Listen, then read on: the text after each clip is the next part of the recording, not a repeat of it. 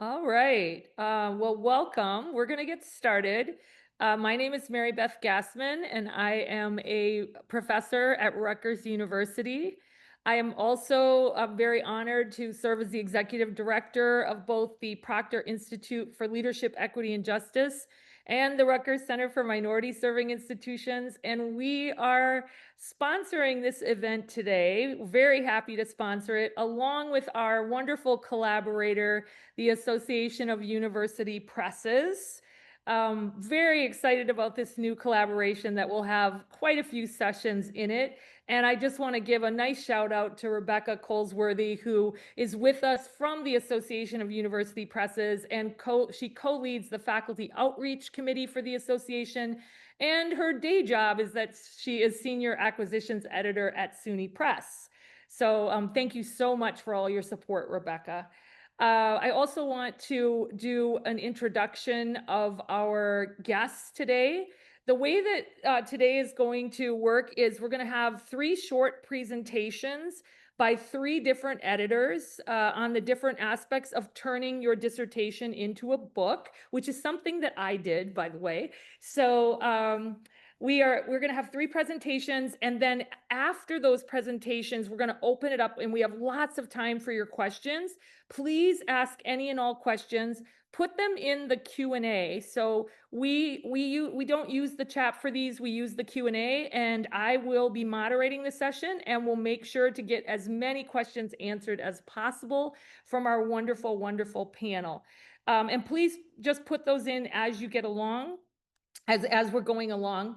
Our guests today are Dawn Durante, who is the Wyndham Robertson editorial director at the University of North Carolina Press.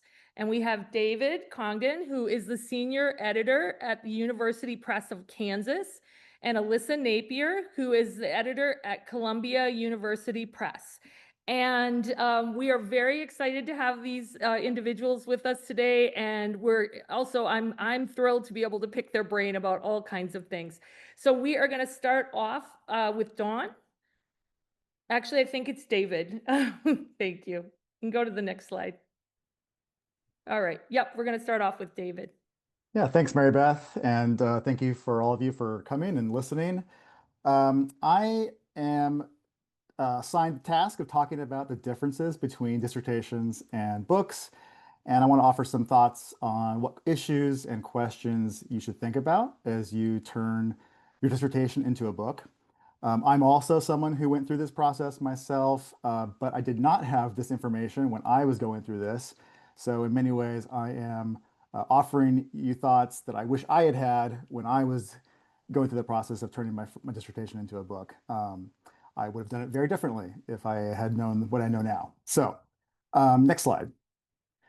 Uh, there we go. So I want to kind of structure my discussion here around kind of five broad questions that I think are helpful ways of kind of thinking about this process. So go to the next slide. Um, so who are you as the author is the first one. Next. Who is your audience? Next one. What is your argument? Why is your work necessary? And how is your work organized? So I'm going to kind of go through each of these in order and kind of break it down. So go ahead and go to the next slide. So, who are you as the author? In a dissertation, you, of course, are a student and you are trying to prove your knowledge and expertise. So, as a student, you're still establishing yourself and demonstrating that you have earned a place in your field. And that kind of positionality as an author of that work shapes how you write it. So, go to the next one. Um, with a book, you are an expert now, offering your insights to the world. Your position as an author of a book is very different. Even though it may be only a year or so after your defense, your identity is now different, and that should be reflected in the book itself. So there are some implications from this. Go ahead and go to the next slide. Um, Broadly speaking, you should write with a sense of confidence and authority. You should own your claims, be firm in your convictions. Of course, you don't want to be cocky and overconfident, so you need to strike the right balance there. But generally speaking, you want to write the book from a position of really knowing your subject matter. Um, Along with that comes my recommendation to not oversight in your work. Oversighting is something that I often warn recent PhD graduates about. In the dissertation, it's generally expected that you'll cite every piece of evidence and data and everything will come with a source. And certainly, you don't want to lack necessary sourcing in the book.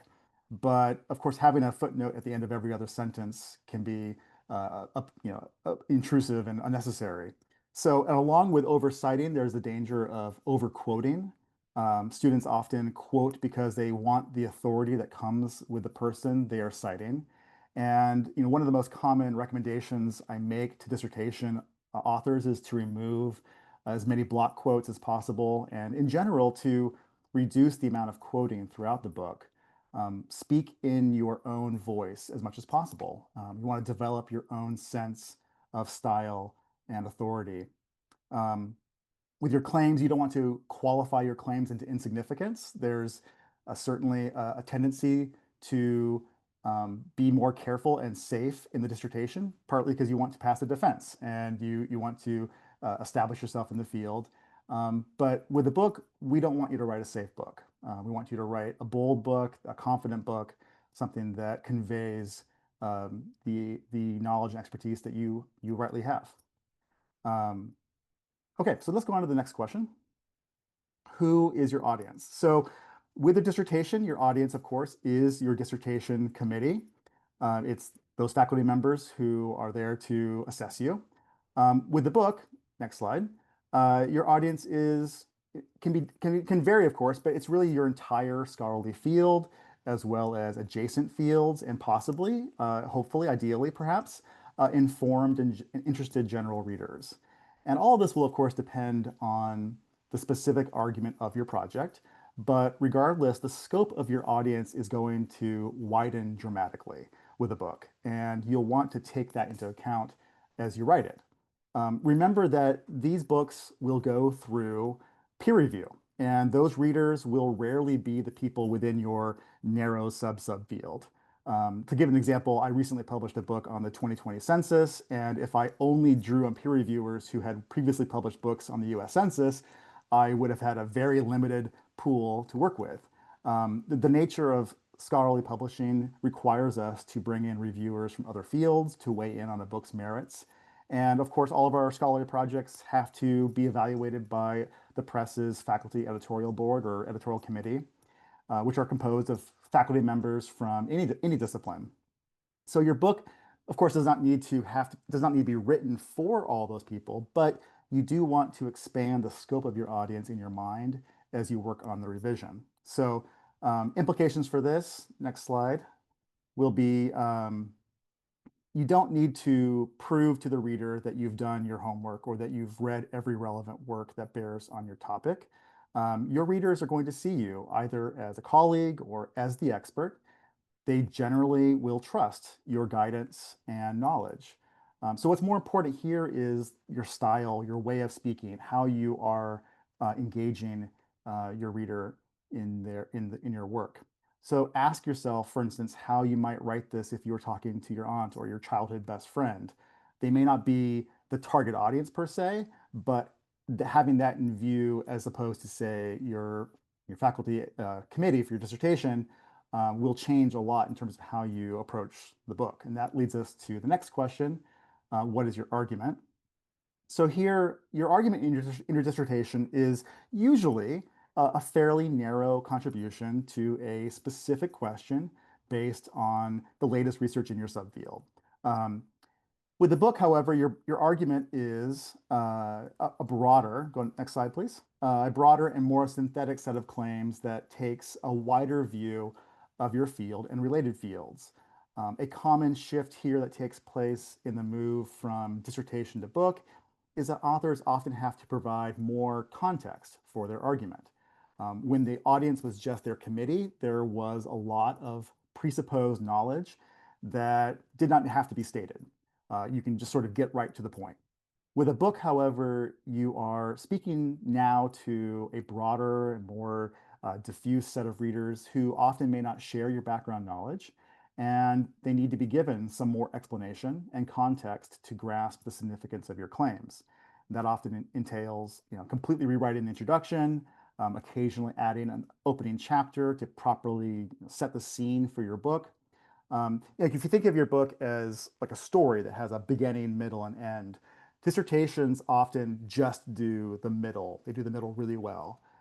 They don't really need to provide the beginning, and the end is often kind of beyond the scope of what a dissertation can fully account for. So, authors regularly have to add material at the start and end of their books to really fill out that story and make it more accessible and comprehensible. So next slide. The implications here is more important to have a book that speaks more broadly to multiple fields and audiences than it is to have dissertation level evidence for every claim you make. So you can relax a bit on the sourcing and focus on telling a compelling story that engages a broader readership. Next slide. Why is your work necessary? Obviously, with a dissertation, your work is necessary to obtain your doctoral degree and earn a place in your field. And with a book, you might be inclined to say that the book is necessary to attain tenure or some kind of standing in your field. But I want to suggest that you shift your focus away from how the book benefits you and instead think about how your book benefits your reader. So, next slide. Um, your book is necessary because it makes an important contribution to our understanding of the world. Um, how you flesh that out will be unique to you and your argument, but I want to encourage you to begin thinking along those lines, how it is necessary for others rather than for yourself. So the implications here, next slide, are that a successful book needs to make its relevance abundantly clear to the reader. You don't want to bury the lead. You want to make, a lot of scholarly authors bury their most important insights deep in the book because they feel like they have to provide all the necessary theory and empirical data first in order to support those claims. But that's thinking like a dissertation writer and not like a book author. So uh, bring out those important, bold claims and put them right at the front. You want to make as many points of connection to readers as possible. Why should a reader pick your book up and give it their time and money? What will a reader get out of your work? You want to think through those questions and incorporate your answers to them in your work, preferably as close to the beginning as possible so that someone can open your book up and figure out pretty quickly whether this is worth reading. All right, next one. So how is your work organized? With a dissertation, your work is organized according to a standard thesis template, typically, as determined by your institution or your field of study. Um, and that's all well and good, but with the book, your book is organized according to all the above. So next slide. Um, so this is going to include audience, your argument, the contribution and relevance of your work. All those factors are going to come into play in terms of rethinking how the book should be written and organized, presented to the world. Those are the questions you want to think about in terms of letting that dictate what kind of book you're going to be writing. So last slide here. Um, so I want to suggest that you let the story you are trying to tell and the audience you are trying to reach determine the structure and the form of the book you write. You can typically drop or severely curtail the lit review and theory. Um, often there's a typical like chapter on theory that happens kind of right at the beginning of the dissertation. Typically, us editors, we often recommend that you remove those or put them somewhere else. If they're necessary, integrate those into the rest of your work where appropriate, and only insofar as they help you tell your story. So that's often putting that into introduction or somewhere else. But in general, you can pay close attention to how leading books in your field have organized the material, so you can learn from others how this is done. I recommend sometimes if you want to compare a dissertation with a published book by a leading scholar in your field and just kind of see differences that you can kind of compare and contrast them. And that gives you some kind of ideas about how they move from one to the other. In general, overall, this process can take a short time, depending on certain projects, and it can take a very long time. I've had ones that go as quickly as a few months and as long as several years. So there's no template for how this process goes and how much will have to be revised and changed for the final book. But I would, encourage you to be open to whatever process is necessary and not to rush this process. Let the dissertation kind of marinate in your mind for a while before trying to really shove it into a book form. Figure out what feels necessary to say, what story you wanted to tell, and how you think that story is best told to reach the audience you want to reach. So, those are the questions and ideas I want to recommend to you, and I will pass it along to the next person. So, thank you. All right. Alyssa, we'd love to hear from you about reaching out to editors. Awesome. Thanks, David. And thanks everyone for being here. I have been tasked with describing how to reach out to editors. Next slide, please. A little bit about me. So I'm the Sociology and Black Studies editor at Columbia University Press. My acquiring interests are in the sociology of education, social movements, immigration, environment and climate change, science studies, and global Black diasporic studies. And we have a number of series that fit these themes, but I also acquire outside of these series as well. Next slide. So in picking a press and an editor, there are a couple of questions that you want to ask yourself, and they relate a lot to the kinds of things that David talked about in his presentation. So when you think about the kinds of audiences that you want to reach with your book, both your scholarly field and the adjacent field, and maybe if you want to reach out to more general informed readers, you want to understand what presses reach those audiences. So for example, if you're writing a book on the birds of Michigan, you wouldn't want to go to Columbia University Press because we don't really do regional books that are that specific. We do have a science editor, but you might want to look at presses that are in Michigan, like Wayne State University Press or University of Michigan Press. They might have those regionally focused books, and they're going to be in contact with the readers and the audiences that you want to reach. But if you're doing birds of New York City or of New York State, then that might fit in with our regional list, which focuses more on New York. But you also want to figure out who has published your favorite books. I don't know if you, when you're looking at your bookshelf, notice the publisher's colophon, which is our logo that goes on the spine of the books, but it might be time to sort of take stock of the people that you cite the most, of the people whose books you've enjoyed reading.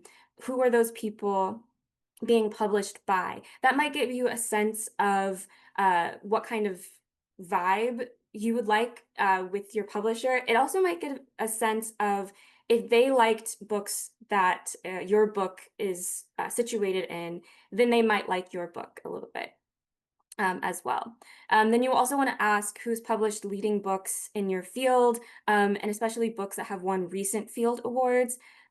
One thing to be careful about is if a publisher published, the leading book in your field, but it was published 30 years ago, it might not be relevant to the publisher's current publishing program. The editor who published that book may not still be around. So you want to think about more recent, like the past 5 or 10 years, what has the publisher been doing and what have they been doing well? So if books are winning field awards, that means that the publisher is doing something well in getting those books out there and getting them nominated for awards.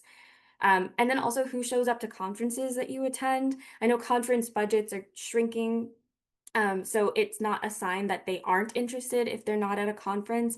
But if you see a press's booth at the exhibit hall, then that suggests that they are very invested in reaching out to that audience, to the scholarly network that you're a part of as well.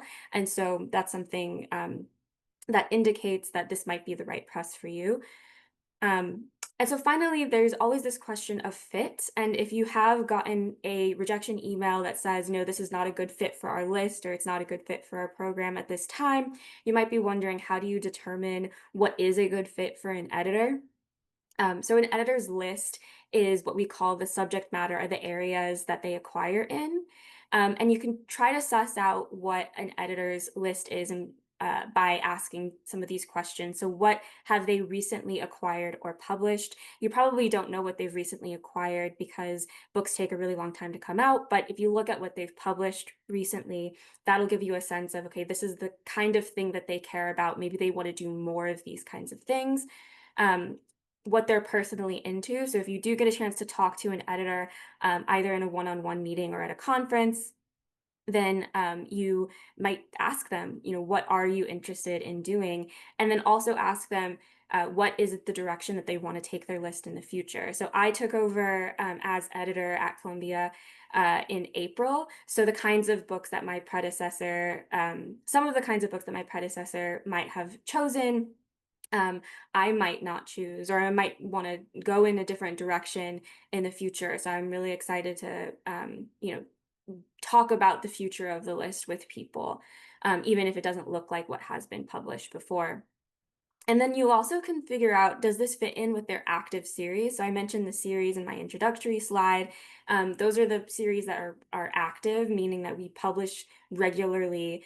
You don't want to necessarily try to revive a defunct series with your book proposal. So thinking about where is the most activity at a press, and does my book fit in with that? All right, next slide, please. Okay, so how do you actually find these people? Check the press's website for contact information, and some websites also have information about how people prefer to be contacted. If they have preferences listed, don't try to be the exception to the rule and sort of circumvent that. Just, if that's their process and that's what works and that's how you can best get in contact with them. You can also find the press and potentially the editor. Sometimes presses send marketing people or other kinds of people at the conference exhibit hall. If they're not there, pick up a business card and you can put that in your introductory emails. I'm sorry I missed you at this conference, but I wanted to talk to you about, my book proposal. You can also ask a mediary for an introduction, whether that is the press's, an author who has worked with the press, the series editor, a friend of the press, faculty committee member, something like that. So if you have an introduction, you can ask for that. I would also say that if you do get an introduction from someone else, make sure you follow up on that introduction. Don't just leave it to the editor to make that follow up. You want to use that kind of social capital. And then lastly, you're here, you've attended this panel and event. This is a really good introduction to put in an email. Say, hey, I attended this event. I really appreciated what you had to say about X, Y, and Z. And then I would like, it sounds like, based on what you said in your introductory slide, my work might be a good fit for you. Next slide, please. Okay, so pitching tips. Okay, so one common question is, do you need to have a book proposal to email an editor? My advice, and this isn't for all editors necessarily, but my advice is if you are cold emailing someone that you do not know, don't don't just send a description and ask if you can send a proposal. If you have a proposal, just go ahead and send your proposal materials. If you just send a description and ask if this is a good fit, then you're just kind of asking them to send another email. But if you just send your proposal materials, then they can make that judgment right away, and it just makes things go a little more smoothly. If you do have some sort of intermediary, if someone is making an introduction, you don't necessarily have to have a book proposal. Maybe you're sort of in that initial stage, you don't quite have things yet, you want to feel things out. If you are introducing yourself at a conference, then you don't need to have materials ready. That can be just kind of, trying to get touch base in person with that editor. And then maybe you'll follow up later. But I would say if you're doing cold emails, make sure you have some materials to share. Otherwise, as an editor, I don't know how to make a judgment on your work. If as you're sending out emails, it's okay to submit to more than one editor, but make sure you have an individual email for each editor because, it hurts our feelings if you just sort of send out a mass email to all of us. We want to know why you want to submit specifically to our press. Like, what do you think makes your book a good fit for us? And if you're just sort of sending out one email to multiple editors, then it shows that maybe you don't think that there's something uniquely about our press that you want to work with. About simultaneous submission, do be transparent about the fact that you are submitting simultaneously, which is totally normal. We expect that at the stage where you're just sort of sharing proposals, that you might be sharing it with more than one press. Most presses, I think, at the peer review stage ask for exclusivity because it is a lot of resources, both time and financial resources, to put into peer review. Not all editors. So, if this is something that you really want to do, you can ask, but I ask for exclusivity at the peer review stage because it's just a matter of me knowing how much time I'm going to invest in that stage. I want to make sure that I have exclusivity there. Another pitching tip is submit within a reasonable timeline for the long publishing process. I'll talk more about knowing your external and internal deadlines, but at minimum, it's going to be like 1.5 to 2 years for the entire publishing process. And if you know that you have deadlines that you need to meet by which you need to have a book in production or need to have a book published, don't wait to the last minute. And also you want to be transparent about what your deadlines are. For the email itself, I would recommend including your topic as a subject line in the email. I listed at the beginning of this presentation what I'm interested in. If I see some of those keywords in the email subject line, then I might get excited and want to click on the email. If I just see book proposal or proposal submission, something really generic, then I might attend to one of the other 100 emails that I got that day. So that's a way for you to stand out in someone's inbox. And then also, if I'm clicking into the email, I want to see very quickly how this book, like what your book is about, why you think it matters. Again, this goes back to David's excellent advice on figuring all of that stuff out as you're doing that revision. And then also why you think it's a good fit for the press. And you don't need to have, like a 5-paragraph essay about why it's a good fit for the press. It can be just a couple of sentences. You published this book that I really appreciated, or I think this could be a good fit for the series, or I really respect the press's reputation in X. You also, if you have met the editor before, or if you know a press author or something like that, you can put that in the email as well and just say, hey, I saw you at a panel, or I met you at this conference and I'm following up, that kind of thing. Next slide, please. Okay, so you've made it to the initial editor-author meeting. What is this going to be like? What should you expect? So this meeting will be exploratory and non-committal. So non-committal meaning you have no obligation to publish with this press after this meeting, and they have no obligation to to acquire your book. And people understand this. This is an understanding that if you decide to go with another press, if you have multiple meetings with other presses, then that is part of the publishing process. And exploratory means it's really a good time to ask questions to see if you are a good fit, or if the press is a good fit for you. The editor will be asking questions to try to see if you're a good fit for their press. And that's also what you should be sussing out too. So I have questions for the editor and then questions that you should be asking yourself after the meeting. So some questions to ask the editor, you can ask, what does their overall publishing process look like and how long does each stage take on average? You can ask, how does this book fit in with the other books on the editor's list, or where they want to take that list? That's where you're sussing out, okay, is this book a good fit for them? Which you want your book to be a good fit for the press because you want the editor to advocate for your book, be really interested and invested in it. You can ask how the press will promote your book. It's a little premature to think about publicity and promotion and like a robust marketing plan, but just sort of in general, you can ask, how does the press do publicity for books in general? You can also ask them if they have any specific feedback on your proposal or sample materials, and if they think that you need to revise anything. And then be sure to clarify what the immediate next steps are. So is this next steps that you need to revise it based on their feedback? Do they need to get permission from their colleagues to move forward? Anything like that. Just leave the meeting knowing what they need to do and also knowing if you need to do anything on your end. So in terms of questions that you want to ask yourself after this meeting, ask them if or ask yourself if the timeline will work given your internal external deadlines.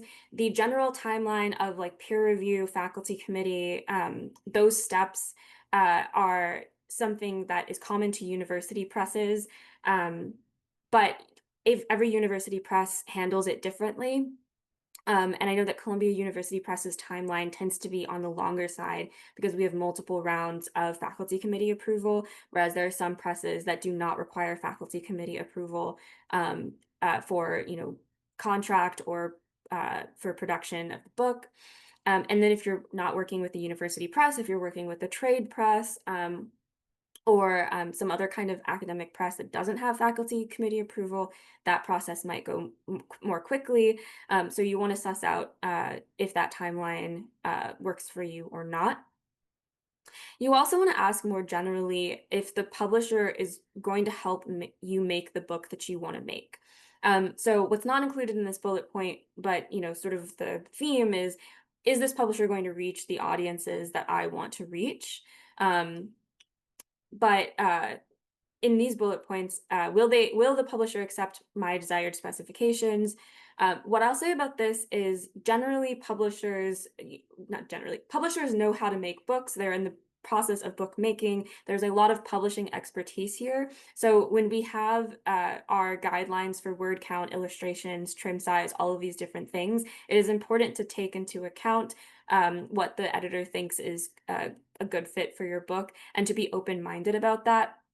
But also think about if there are specific things about the book as an object that you think is really important for conveying your argument.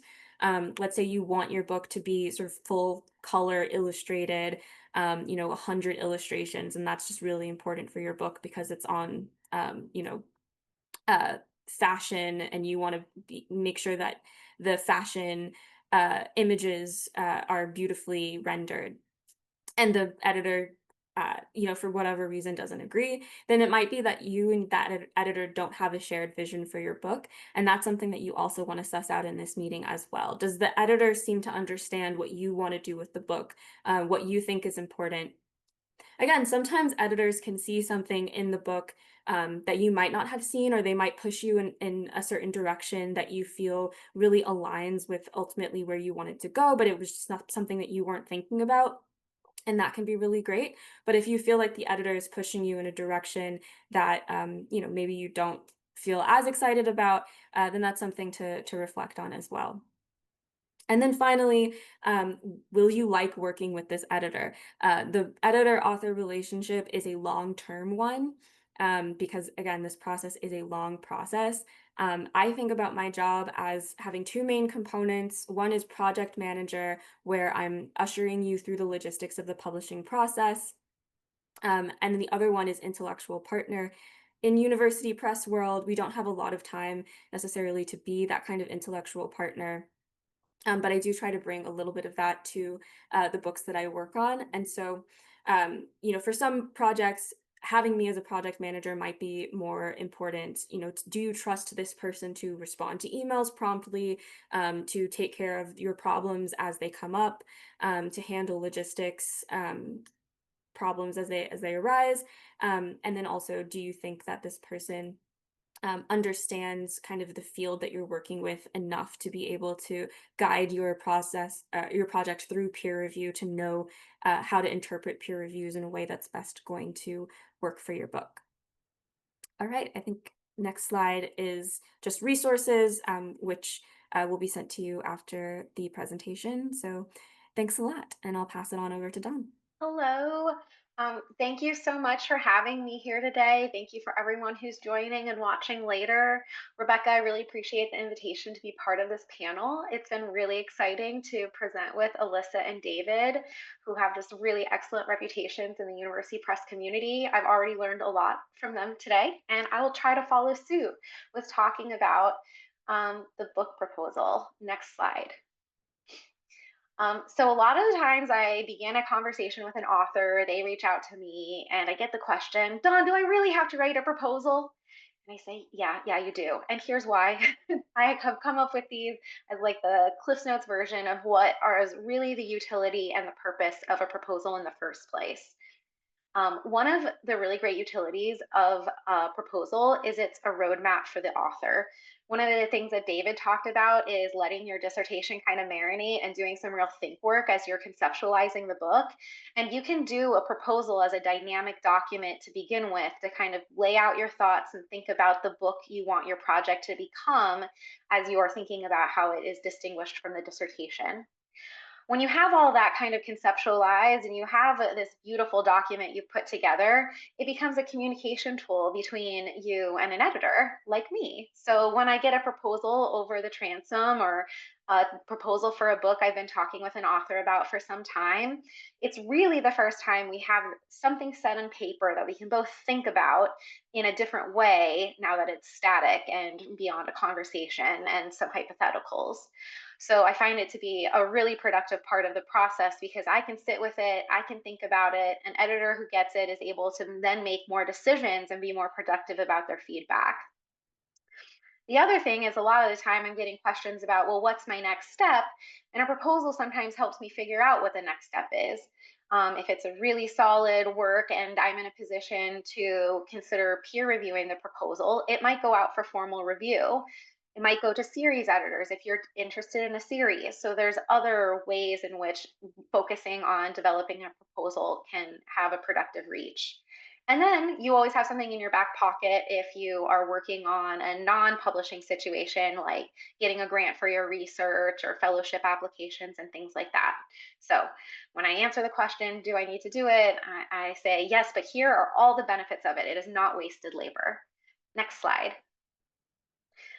So this is going to be a kind of anatomy of a book proposal part I want to discuss. I should preface this by saying in publishing and in proposals, they're not only one right way to do something. There's always flexibility. So keeping this with a grain of salt that different presses have different guidelines on their websites that might have slight nuances. It's not a test to say, did you talk about everything in the right order? It's mostly that this is the data we need to make an informed decision about if and how to move forward with your book. So I'm going to speak in generalities, but again, discussions with an individual editor might be slightly nuanced, or you might find something slightly different on a press's website, and that's all within the realm of reasonable. One of the key parts of a proposal is your cover letter. This is usually a page or two, and it's usually your best chance to give your kind of discreet and compact sales pitch. It should be directed to the right editor and press as a bonus. Update it if you sent it somewhere else. We always love that. It should also give the kind of brief abstract of your project, what its intervention is, and why you're interested in that particular press. If you're interested in a particular series at a press, cover letter is a great place to mention that as well, because that will help the editor have a frame for like why you've submitted there to them, and also what to think about. Okay, is this project a fit for that series as I'm reading the rest of the material? The prospectus is going to be the meat of the proposal in terms of pitching the project. It's usually 5 to 10 pages, including the annotated table of contents. The description you're going to write is an elongation of maybe the description you included in your cover letter. One of the things that is really key for you to talk about in your proposal is your audience, the projected audience you anticipate. David did a really wonderful job of talking about the difference in audience of the dissertation and the book. So the audience is where you're going to articulate that for your editor, and talking about the field, the subfield, talking about any readership you see beyond the academy.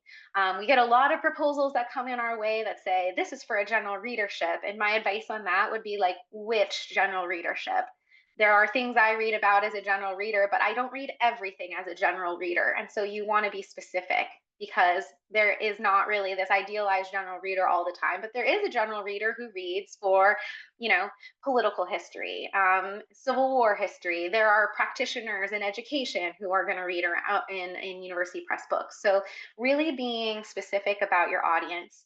If you're a scholar activist, thinking about, okay, I'm in dialogue with these scholarly communities and also the communities I am in activist collaborations with might read this as well. Um, when you talk about your audience, you can also talk about comparable titles. When we say that, what we mean is books that your book is in conversation with. These, like Alyssa was talking about in terms of relevance and contemporary books, it's not super helpful if you include a book that was written 20 years ago or several books as your comparable titles. The field's moved a lot since then. So thinking about like, what is your discourse cohort? I always think it's a great move to include also a couple books or at least one book of the press you're pitching to, so that in my brain, as I'm reading through lots of proposals, I can say, like, I think this book fits here with these books. But when you do that labor for me, it even helps me get even further into understanding why a book might be a good fit at a press. Format is another thing that gets covered in the proposal. And by that, we mean things that Alyssa discussed in terms of color, length. If I get a submission and it's, 200,000 words and you want 200 color photographs, like I know I can't publish that book. Like there's just no way. So some of the ways in which you can be more specific means we can be more accurate with the decision we make and quickly. But more realistic format is kind of the things like, okay, I expect this many words.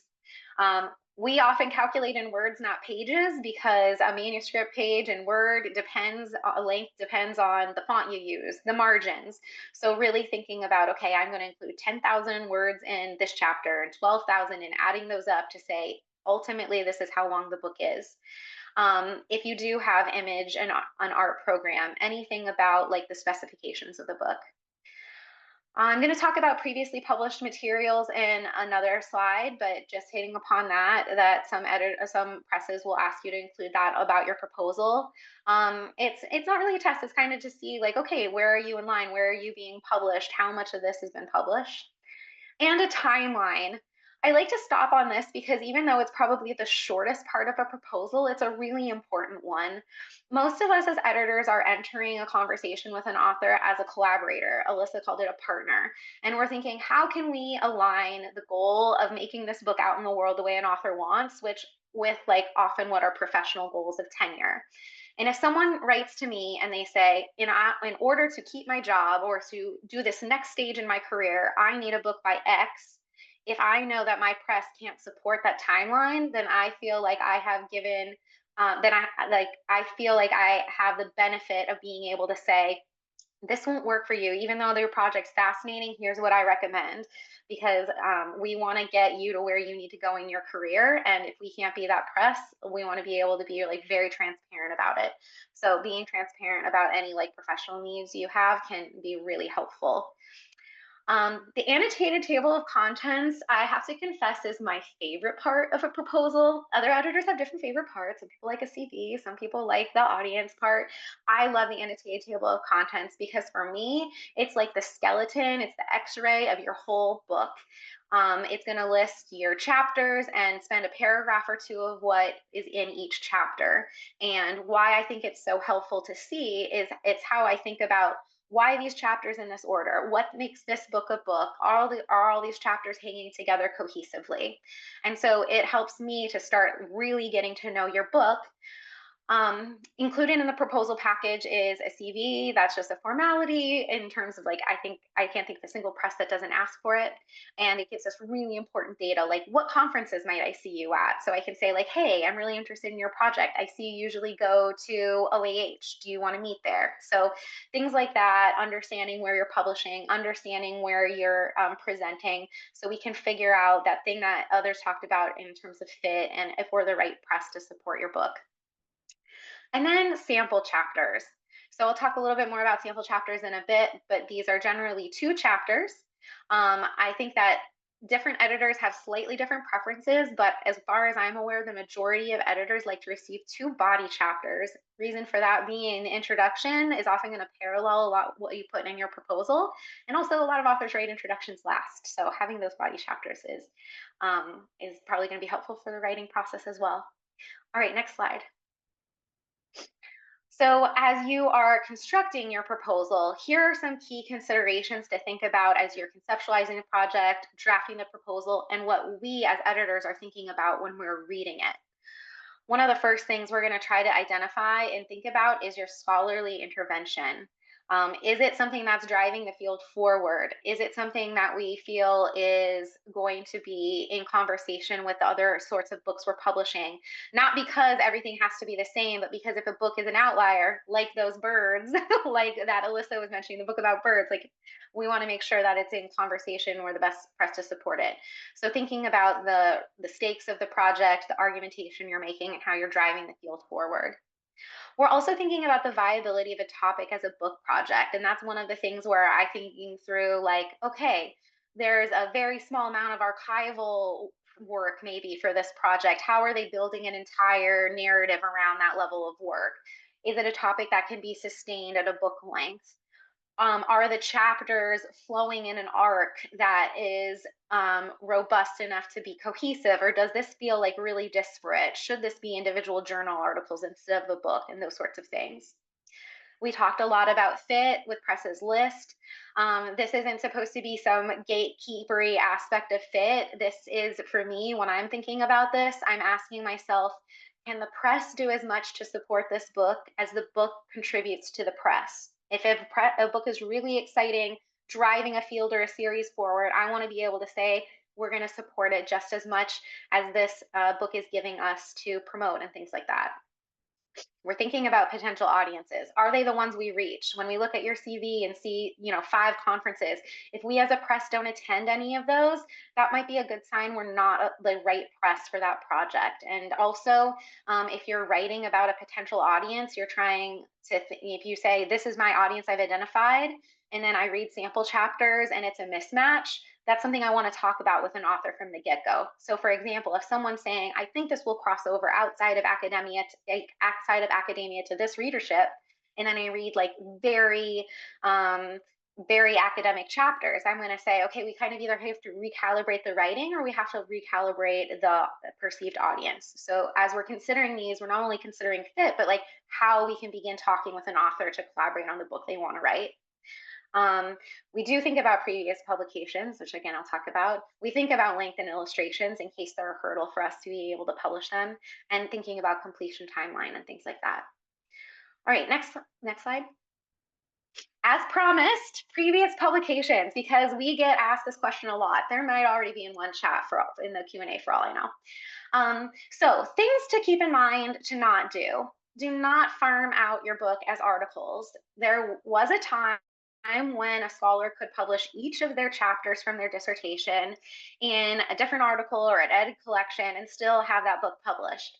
That time is no more and has not been for some time. So, don't think that if you publish all of your work elsewhere, it could be a viable book project for us as university presses, because we have to consider who would buy a book if it's already out there even in separate forms. We advise against publishing more than a certain amount of work. Different presses and different editors might have slightly different thresholds for this. I think most people advise against publishing more than 2 articles or 2 chapters from the book. This is also usually assuming that you're publishing, say, half a chapter as an article, and that these are really going to change and kind of get woven into the future book. But really, 2 is kind of a good like litmus test, and any more you might want to talk directly with your editor about it. So those are some do nots, but here are some do's. Be strategic. If you have the moneymaker part of your book, do not publish that part in a journal article. Journal articles often come out faster. I've had people publish like the really big takeaway intervention of their book. Other people read it, other people do their work on it, and then you're chasing your own work as you're going through peer review for your book. So make sure you're being strategic. Great material to use for another publication is material from your dissertation that you know is not going to be in your book. That doesn't count for us as a previous publication. So if you have a chapter 3 that one of your committee members just made you write and they were like, you won't pass without it, but you are like, this doesn't belong in my book, perfect chapter to turn into something else. Other things you can do are to write beyond the academy, thinking about, are there op-eds, are there local opportunities? Blogs are everywhere, raising a profile on a social media platform if that's your kind of thing, because thinking about how you write for those audiences beyond the academy is going to also inform how you write in your book and potentially make that more accessible. But in general, just remember, the more original work in a book, the better. You'll be working so hard to revise dissertation into the book, keep up with new scholarship, thinking about shaping your ideas. So you definitely want people to buy that polished version of the book that you've been spending so much time on. And the more you can say this is really original work, the more likely it's going to be in libraries and other people's hands. Next slide. Okay, so submitting a book proposal, the real deal. Who do you submit it to? Alyssa talked a lot about this, so I won't go into too much depth, but the short answer is the editor who acquires in your area. And yes, usually it's nice when we do not see that it's blanketed to 17 people, but sent to us so we can begin that collaboration. The what, this is kind of the breakdown that I went through, the anatomy of a book proposal. But all of those that are carefully crafted, polished, and the proposal materials and sample chapters. And again, we talked about that. There's no rule. It doesn't have to be 2 body chapters. But if you're already writing the introduction last, no sweat. Just send in those two sample chapters. Where, again, Alyssa talked about finding your publisher, so I won't go too much into that, but just think about strategically, like, even if there's several presses you can imagine your book at, what are your top 3 or your top 5, and start there. And it's fine to do a simultaneous submission, whereas some presses, like Alyssa was talking about, have exclusive review. But I understand that if you're like, hey, there's 3 presses I would love to publish with, like, I'm going to send it to all 3 and see what happens, like, that is totally a thing we know is going on. When? I get this question a lot. And I know it would be so comfortable and tidy to say, like, this amount of time after you've defended, or 3 months before your manuscript is complete. But the fact of the matter is the main status of when you should submit your proposal is when the project is fully conceptualized. So if you know what's in each chapter, if you feel like you know how the book is going to evolve, if you have the whole plan, your whole roadmap laid out, and you feel like you fully understand how you're going to set about writing it, I don't care if that manuscript is going to be incomplete in 4 months because you have a course release, or in a year and a half because you don't and you have childcare. Like, for me, as soon as you feel like the project has gotten as far as it can and you have all of the proposal materials together, that's a really good time to start sharing out, getting feedback, and kind of plotting your next steps with an editor. And the why, because it's tidy to say who, what, where, when, why. I know that there'll be, external factors like a tenure timeline and a tenure clock ticking loudly, but also, like, when you feel ready, like, either these external pressures, or you like, yep, this is good to go. If you feel like a chapter needs a lot more work and it's pretty rough, that's a good sign that it is. And so if you're not feeling ready, it's also something to like trust about yourself and be like, I'm going to just take a couple more weeks at this and put my best foot forward. Next slide. Oh, that's it. Okay, so here are some resources. Some of these are duplicate from Alyssa, the dissertation to book for sure. And I especially wanted to point out the Laura Portwood-Stacer volumes here. The book proposal book, we could have this for like 4 hours, and I don't think we cover as much territory as in that book. And it also has appendices in the back for examples of different proposal materials, like things like annotated tables of contents. And hopefully these will be helpful to y'all. Thank you. Thank you. Thank you very much. I am going to thank you for the presentations, and thank you, Jacinda, for taking down the slides. Okay, we have a lot of questions, so I hope our panel is all ready. Because we have so many, I'm hoping that just one of you can comment on each of the questions. So just give me the hand if you want to comment, or if I don't see a hand, I'll call on someone. So our first question is is there such a thing as turning the academic topic too popular when trying to appeal to the reader? And David, I think that came in when you were talking. Yeah, sure. I mean, too popular? I suppose it sort of depends on what the purpose of the book is and who you're trying to reach, the audience you want to attract. I mean, if this is a book that you're hoping to establish yourself in a field for tenure or for other purposes, then maybe you do want to be careful about making it too popular to make sure that you are contributing to your field in a way that the scholars in that field will understand it and receive it and respect that as being a scholarly work. Typically, the more trade crossover kind of book is a second, third, fourth book kind of project. So, not typically your first book. All right, thank you, thank you.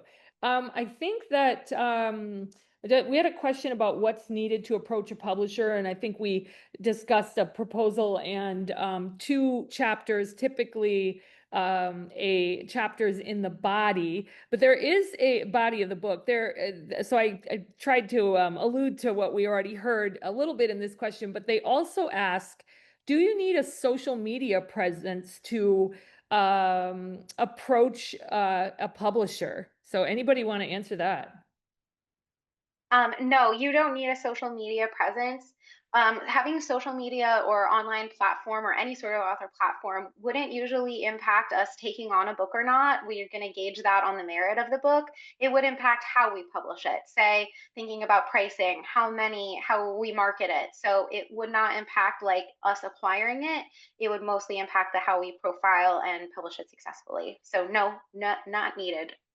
Okay, okay. I'm assuming it does help though with sales to have a bit, maybe when you get to that point. I only say that based on my own experience. So that's why, but it's not a requirement, basically. No. Okay. Um, yeah, Oh, I think Alyssa. Alyssa went. Yeah. Oh, Yeah. yeah. So I want to say that, we're all at university presses. And so, we're our primary criteria is looking at the scholarly contribution of books. And we understand that the sales are not going to be that stellar. But if people are thinking, and typically for your first book, you might be looking at university presses because that has a certain level of cachet in your tenure or promotion or job hiring. But if you're looking at trade presses, presses for which sales are more important, then they are going to be looking at your author profile and making decisions based on that. So I just wanted to put that out there. Thank you. Thank you. Okay, David, I think this is for you again, but let me know.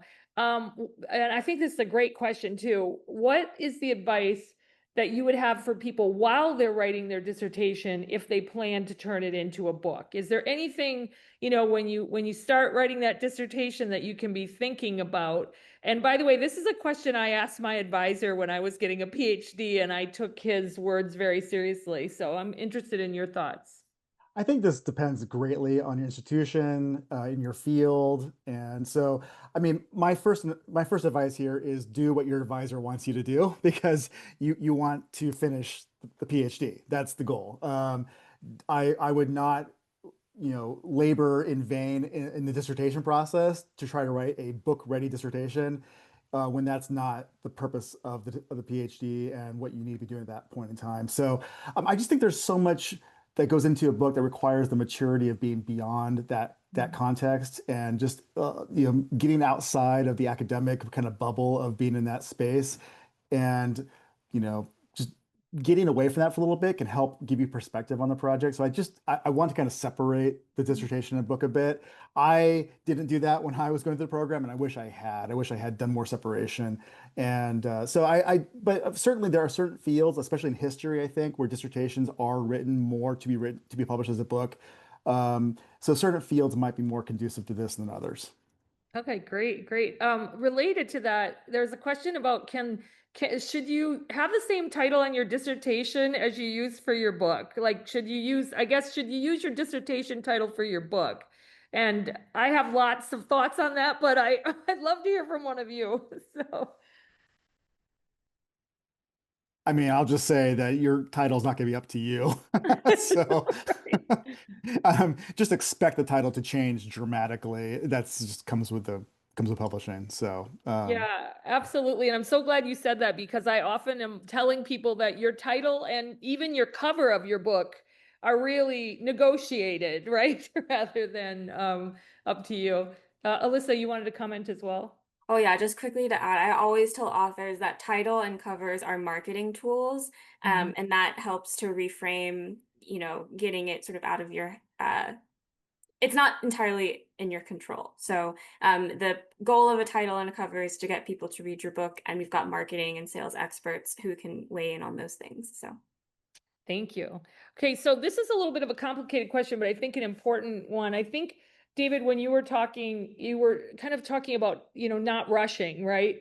And this person is saying at European universities, which we get a lot of people who attend these from all across the world, um, dissertation manuscripts have to be uploaded, often with a very narrow 2 to 3 year embargo.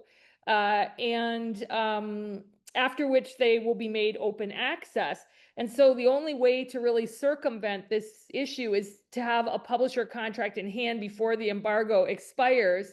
But again, that's really difficult if they're also teaching. And any thoughts on that? I know sometimes people put an embargo on their dissertations in the US too. So any thoughts, or if not, no worries, but I'm curious.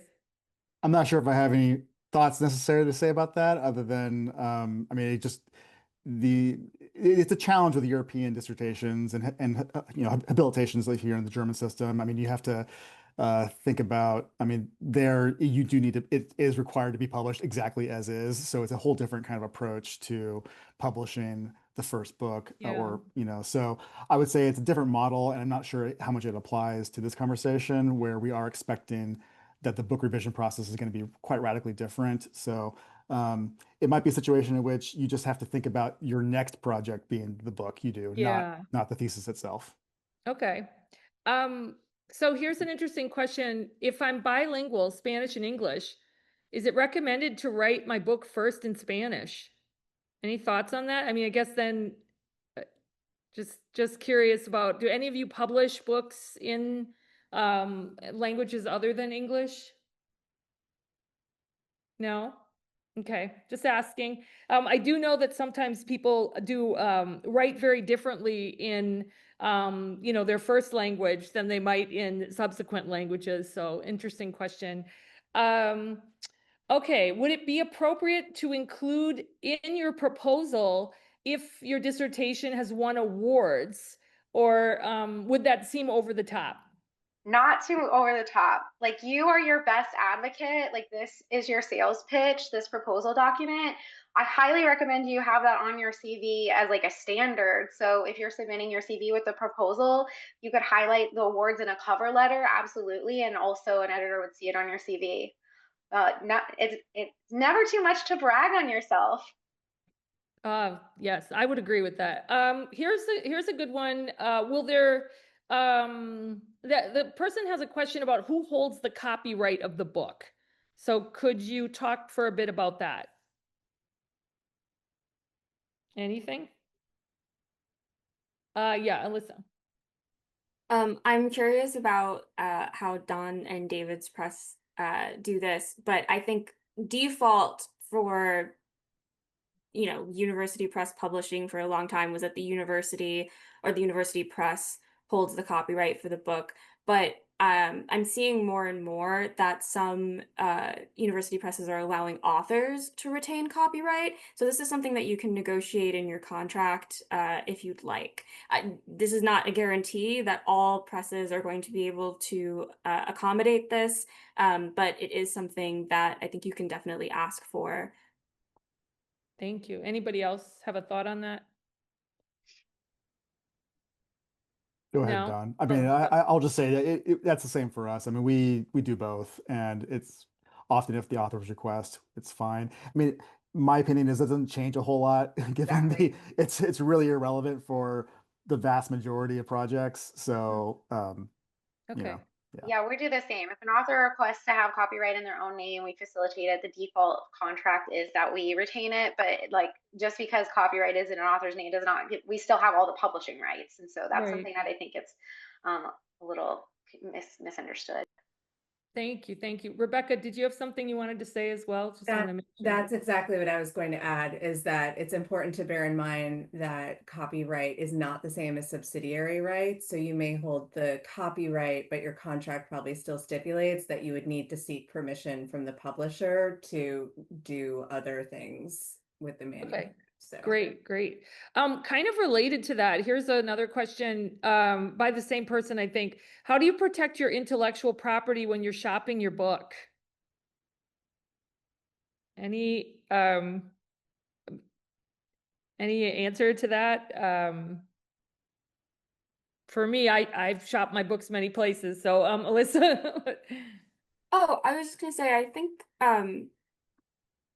very curious about what other folks have to say about this, but it's like sort of an honor system. I mean, we're all I think of university press folks as being within the sort of academic world, and it's sort of like if you ask colleagues to give you feedback on your book, if you have manuscript workshops, the understanding is we're not going to take your book and ask someone else to work on it or anything like that. We ask peer reviewers to keep all of that confidential as well. So the hope is that you trust editors enough to be able to work with your book. I think there's a lot of trust involved in this process. Great. David, I was, thank you. I was just going to say, I mean, I do think these days, a couple things. One is you want people to see that you're doing this work because the more eyeballs you get on your project, I mean, that's also protection of the fact that they know that you are the originator of this content and this material. So having eyeballs on it is actually a good thing. But also, I mean, just to be frank, we're living in a time of AI and other things where we can't protect IP protection is a problem across the board, even after it's published. So, I mean, I think we're sort of past the point, in my opinion, of to worry about the proposal stage of this process. We have bigger fish to fry in terms of IP protection right now. Yeah, thank you. Here's one, and I'd love a really great answer to this one because people ask it all the time. What is the difference? What is the difference between a university press, an academic press, and a trade press? I know there was some mention of trade presses, but can someone just give like a really succinct, here's the difference? And I think that they're also asking about what do you think is the general desire during promotion for faculty? I know what I know as in my position, but what are your thoughts there? Anyone? So, a university press is going to be affiliated with a university, and we are almost all nonprofits. Academic presses are ones that are not necessarily like university presses are also academic presses, but not all academic presses are university presses. Academic presses are ones that there are some that are nonprofit. Many of them are focused on academic and scholarly work and are for profit. And then trade presses are one where they are focused on, I don't know a single trade press that's not nonprofit, that is not, and are going to be trying to maximize your book to a commercial audience as broadly as possible generally. Most university presses have trade programs within their press, but when you're buying your book at Barnes and Noble and it's from a trade book that's like tens of thousands of copies and we're like, hot dog, a book sold 5,000, that's great for our trade. So those are kind of the differences across presses. Briefly, very briefly. And also, it kind of depends on the department you're in, how heavily that weighs. Some research universities are very specific about where they want someone to publish, and it has to be university press. Some places are like, it should be one of these 5 university presses. So that is something that would be not only just institutional, but very across the department across departments within the same institution. And so it varies greatly, and that's not something that we generally have expertise on because we need to like rely on authors communicating those sorts of things to us, and is something like you want to think about what your needs are before you even submit a proposal. Okay, great, great. We have a lot more questions and there's a lot of variety. So good luck to our panel. Here's a question. How many books do editors typically work on at the same time, and are they limited in the number of books that they can take on in a year? Anybody? All right, Alyssa.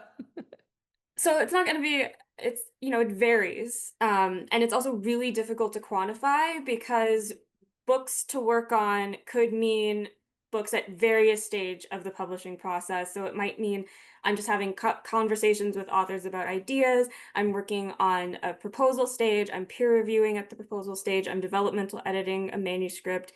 Things are in production. Things are post-production. So suffice to say, we're working on a lot of books. And also we're working on things years in advance. So there are projects that I'm working on that won't publish until 2027, which what is the world going to look like in 2027? I don't know, but I'm going to be a book is going to exist at that time. So, and then I forgot the second part of the question, but maybe someone else can answer that. I'm just remembering what the second part is. Are you I limited in how many that you yeah can take on? yeah how many at a yeah time? So yeah. So I think we're okay there. Here's an interesting question. At what point in identifying a press do you start discussions around the price of the book and whether it has a paperback or hardcover release? So who would like to answer that one? Anyone? All right, Dawn? Um, the best way to kind of suss out how your book might most likely be printed is like not just look at press websites and you'll see, okay, is this a press that primarily does a hardback first? That's maybe certain price, or do they come out paperback?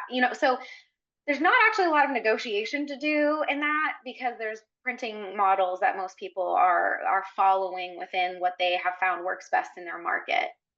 So you can definitely there's the first conversation you could initiate it and there's no problem with doing it early. But the best, you might not even have to discuss it if you look at a press's website and you're like, oh, all of their books are around $30 in paperback. Great. Thank you. Thank you. What's the best time for a doc student to start to reach out to a publisher? And let's see, David, this kind of goes back to what you said too, so I'll be interested. They're wondering, is it, I'm assuming it's not at the early stage of writing, but late stage after completing it, a year after? What do you recommend, or do you recommend anything? I mean, I recommend reaching out to a publisher while you're still writing a dissertation because I think the earlier you get in contact with people, the better. So I would say when you're going to conferences as a student, make contact with editors, get to know them. Like the more time you have getting to know publishers and editors, the better you'll be in the position down the road. But in terms of actually doing the proposal, making that official connection for that project, um, I, I typically recommend at least a 6 month waiting period just to both get comments back from your committee, from your advisor, to let things settle for a little bit and think through these questions. Because when you're in the process of the program, you're so focused on just doing that work, getting that defense done, all that process, and you just need some time to step away from that to think through these larger questions about what this work could be, and that requires some mental and personal space to do that. So. If you have the time in your schedule and your ability to do so, I would say give it several months at least, if not a couple years, a year or so. Okay, thank you. Okay, so one person asking a question said as they were rewriting their dissertation into a book, it got longer and longer, and so they're wondering, could you advise on just the general length for a scholarly or crossover book? And if the person says, if I'm hesitant to cut more content or remove entire chapters, what would you suggest as a possible path forward? So any thoughts on that, on length of books? Yes, Alyssa. So length of books is going to be field dependent in some ways. I know history books can be a little longer than like sociology books, but our average is 80 to 100,000 words. One thing to keep in mind is that part of the reasons why we have limits on word count is because we have limits on production costs. The longer a book is, the more production costs, the heavier book it's going to be. So there's also like warehouse and shipping concerns. All to say, there are many reasons why a publisher wants to keep things at a certain length. It's also for readership. You know, readers don't want to necessarily read a 250,000 page word unless you're an extremely senior scholar in your field and they think you have something to say for that length. They also don't want to buy books that are priced at what books with higher word count are like. So I would say unless you have a really good reason to keep the work, you might be better off being really harsh with yourself and cutting things. And I think David had really good advice to say about the idea that you don't have to fight as fiercely and use as much evidence as you used in your dissertation. You're really thinking about how can you get the point across using as much evidence as you need, but not more than that. Yeah, I appreciate that answer. And I was also going to say, when I was writing my book, Doing the Right Thing with Princeton University Press, my editor there, my first chapter, he called me one day and he said, I love this chapter, but it doesn't belong in this book. And a part of me just died inside. But you know what? I listened to him. I didn't argue. I knew he was right. And I ended up publishing that chapter as the opening chapter of another book later on. And it just wasn't, it didn't connect with what I was doing, but I needed to write it, you know? So I think it's good to, I advocate for listening to your editors as well, because I think they really know a lot about what makes a book sell, what makes a book resonate with readers. So I appreciate that, Alyssa, immensely. Okay, here's another one. We still have some more time left getting through these questions here. Are there academic presses that publish books primarily for an educated general audience, for instance, that might historicize a contemporary phenomenon? Anybody want to answer that one? All right, Alyssa. Sorry, I feel like I'm talking a lot, but Beacon Press, I think, is a good press. Verso and Haymarket are the ones that come to mind. These are book presses that were on my bookshelves before I entered into the publishing industry. But curious about what other people have to say as well. Mm-hmm. And fun fact, Beacon is part of the Association of University Presses. Mm-hmm. I Yeah. mean, I would just say we all do this. I mean, I think we all do publish those kinds of books. And I mean, it's the crossover, general market nonfiction, academic, scholarly, but, crossover trade nonfiction. We do titles like that. All of us university presses have books in our catalog like that. So it just really depends on sort of what you want out of that publisher experience, what you hope that book can do, who you hope it can reach. That's going to be a difference there. But in terms of who publishes those kinds of books, we all do, and it's just a matter of fit there. Oh, thank you. Alyssa, you had a Yeah, one comment? thing I wanted to say is, and this might be getting a little too in the weeds, but some trade presses require or do more with literary agents than university presses do. And so if you are looking to pitch to trade presses, especially larger trade presses, then you might have to, think about getting an agent, which is not something that we can necessarily cover here. But thinking about Absolutely. Thank you. Thank you. Thank you. Another question is, let's say somebody's writing a dissertation, it's very theoretical, they're introducing a new theory.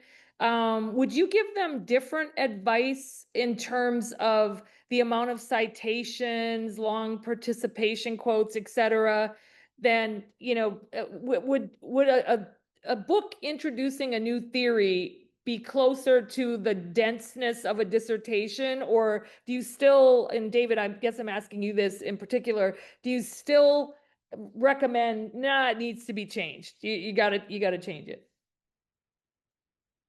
I guess, okay, so I suppose this is responding to my advice about kind of slimming down or trimming Yeah. the theory chapter. I think these are two different kinds of projects. Like a project in which you have a dedicated theory chapter as part of your dissertation template is one kind of approach. That's typically, I see that in a lot of the social sciences books I work on.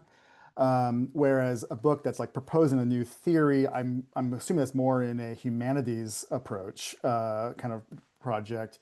Um, then I don't view that word theory as operating in the same way in those two different examples. Mm. So that would just be a little bit different. So if it's like a critical theory book or something like that on, proposing something along those lines, then maybe, yeah, then I wouldn't worry about it as much. But then I would say that the press you publish it with is really important because you want a press that has expertise publishing those kinds of theoretical books, that is known for those kinds of kind of critical theoretical interventions in a particular field, doing stuff like that. That's going to be really important. Okay, thank you.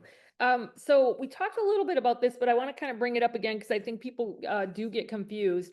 So let's say you write a dissertation, and I think this all depends on your area. You know, in some fields, you're going to be expected to do peer-reviewed articles. That is like the gold standard. Whereas in others, I'm trained as a historian. I really had to write a book, right? So, but there's a question like, what if I'm writing a paper out of my dissertation, but I still want to write a book? And for me, my answer to that would be that I think it's possible to draw from the same data. You just don't want to write these things in exactly the same way, and that journal articles, to me, are completely different from the way that you would write a book.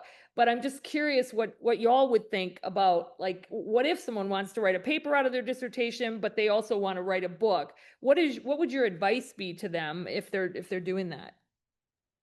Yeah, I guess that's kind of what I was trying to get at with previous publications. We know you're going to publish them. We know it's important for building your CV. In terms of like what amount of data to put in, if you have the most explosive data and it's going to change your industry, don't put it in your article. Wait for your book so people buy the book. But if it's like kind of like, aggregate data that you're kind of using to tell a certain story within your journal article, but you might be using that same data in a slightly different way or woven into the book differently, that's totally fair game. So yeah, absolutely. I can't think of the majority of books I have worked on and I have been pitched have had material previously published or about to be or would be before the book came out. It's very normal. Great. How how soon should someone expect to hear back when they submit a proposal? And we had a little question about, is it appropriate to discuss royalties? So, thoughts? Hmm. The The- response time can really vary depending Okay. on the time of year, depending on are we traveling for conferences, depending on what's going on. Sometimes at our presses, we have a heavier workload on things like discussing marketing launch, the seasonal thing. I generally say that I aspire to 4 to 6 weeks to really sit with something and get back with a decision. I'm often later than that, so I just want to be honest. But when I write, you would be reasonable to expect a confirmation receipt within like the normal 2-3 business days to say like, hey, I've gotten your that's when I like write back and say I've gotten this. My inbox is crazy right now, but I'm going to try to get back to you at the like end of next month or whatnot. And then as for discussing royalties, I will preface this by saying there is not that much wiggle room with royalties. And we're usually talking about 1% more for something that is very little. But, the most logical time to discuss that is when you're about to enter into contract conversations with your editor, which is usually after peer review. But if you are like, I can't publish unless I get X amount of royalties, then you might want to talk about that right away because there's just a lot of places who will be like, this is kind of the top I can do. Sure. Here's another really good question, I think, about, so if you're adapting your dissertation, but you plan on adding a new chapters in, which I would assume that most people would end up doing that. Can you submit the proposal before you write those new things? What do you think about that? yes. I mean, Okay. in fact, I think you should do that before you write them because you want that engagement and feedback with your editor about making sure they're on the same page about what the book should look like. So yes, I would absolutely do that. Okay. And another thing is a lot of universities are pushing interdisciplinarity, right? And dissertations often are interdisciplinary. So one person is asking, what if your work is that? And how do you know? And there are multiple editors that you could send it to. Do you send it to, let's say, if there's a press and there are 3 possible editors, do you send it to all of them or do you do it to one and hope that that editor pushes it to another person? What do you think there? Just one. Just one. Okay. So pick one, and then perhaps if it's not right, the person may make an introduction for you or something. Okay. Or if you're really stumped, because I am an editorial director overseeing the whole department, you Uh-huh. can send it to someone like me and say, I wasn't sure who to send this to, and I can air traffic control it to the right person. Great, great. One person's asking, when you're writing a book, and it's based on your dissertation, do you have to go back and collect additional data? Do you have to supplement the data in order to write the book? Yes, Alyssa. So this is going to be an unsatisfying answer from me, but it depends. And I think that I'm glad this question came up because this is one thing that I see with dissertation proposals is that's especially in sociology, uh, where the empirical data might be, 5 years old before the time a proposal gets to me, and people don't like to address that. But I think it's actually really important to address that because you've collected data at a very particular time, and that should be important to your analysis. I'm, speaking from the perspective of sociology. So if you did participant observation in 2020, for example, the month of 2020 is going to have a significant impact on maybe how you analyze, what's going on in the world at that time. So if you want to collect additional data, then you want it to be informed by the time periods at which you're collecting, and just be really transparent about that. I sorry, I may be going too far, but I think that that's kind of what is it necessary to collect additional data? I think that question depends on sort of the field, and if your data might be too old, if it's like a couple of decades maybe, or it might be timeless if you're looking at historical records. So that's sort of an unsatisfying version. No worries at all. Well, folks, we have so many more questions in the Q&A, but what I would suggest is if your question didn't get answered, feel free to send it to me. Jacinda, can you put my email in the chat? Feel free to send it to me, and if I don't know the answer, I will talk to one of these fine panelists and ask them the answer, and then I'll get it to you. I'm happy to do that. I want to say thank you so much to our panel for fielding so many questions. Thank you for your great presentations. They were really, really incredible, and thank you for your generosity of time as well. Big thanks to the Association of University Presses. Please watch our social media at the Proctor Institute and the Center for Minority Serving Institutions, because we have many more of these sessions coming up on all different topics. They're going to be great. And I hope that you will spend some time with us and also share with others in case they want to also participate. So thank you so much, everyone. It was an absolute thrill to spend time with you this afternoon. Take good care.